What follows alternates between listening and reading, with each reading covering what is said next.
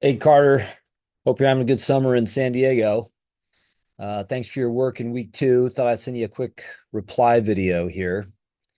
And I appreciate the question that you have raised here, kind of pressing um, in the second forum. Kind of get at it a little bit in the first forum too. But I think that the issue here, we could try to hone in on it a little bit, is the tendency that Christians have had to imagine that what God gives us in God's self-revelation is some kind of universal position, some way of rising above the particulars of our life.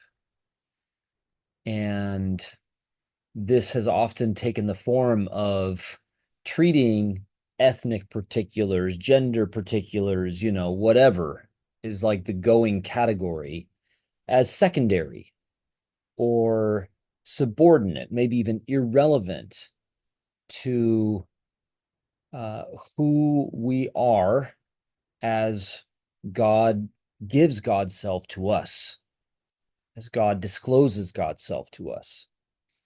And that I think is what Kimber Buell and Johnson Hodge and I as well want to try to chart a way out of.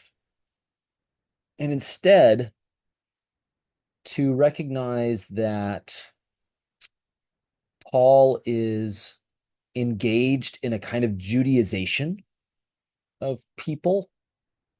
That is, Paul's not like advocating something that is ethnically or culturally neutral. Um, he is uh, championing the gospel about a Jewish person that is also about the Jewish God, etc.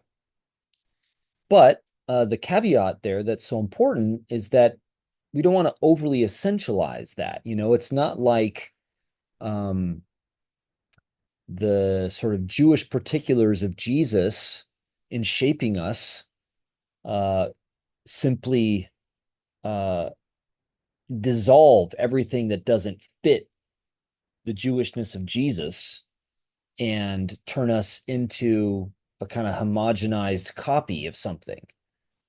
Instead, what we're talking about is an understanding of God's revelation that, say, again, following Paul's line, uh, in being shaped by Jewish memory, the Jewish Messiah, the law of the God of the Jews, we are bringing to the table, as it were, our own particulars, and that these enter into a generative encounter so that the particulars of our life are not like so many things that we've got to kind of pretend are not that important or cast aside or something like that.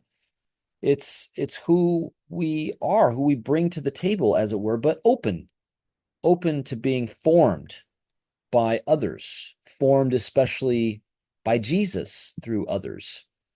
And that, I think we should say, has a universal horizon. In other words, our hope is for the the healing of all creation.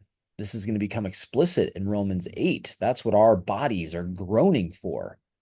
So we don't want to be shy about the universal scope of our hope as we do this, but we're not sort of propagating this as if ourselves from some kind of universal position above the fray of everybody else. Quite the contrary. Instead, we want to say God has come to us in the fray.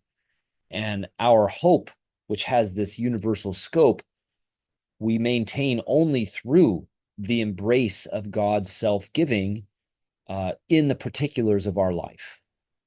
Um, so, that I think is maybe a way of dealing with some of the tension that you're getting at and what I think can emerge as a sort of takeaway from this section of the letter. We're obviously kind of stopping halfway. It's not like what we've read this week from 118 to the end of chapter 2 is some kind of complete uh, teaching from Paul. It's the middle of a thread.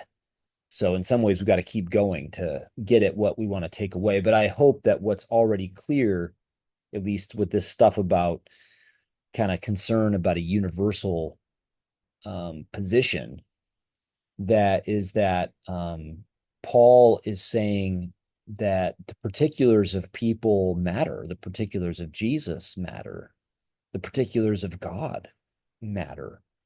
But this doesn't make God's self-disclosure something that is unavailable to certain people by imposing some overly generalized criterion. Instead, God's revelation is all about opening God's self to certain people such that they are open to themselves, to God, to one another, and to others. And this is how God's self revelation works. So, as we'll see in the way the letter unfolds, um, Paul is urging the audience to embrace all kinds of Jewish commitments, we might say, but not as the basis of some boast over others, as giving them some like credentials whereby they rule over one another or over others. That's not what God's revelation through the Jews is about.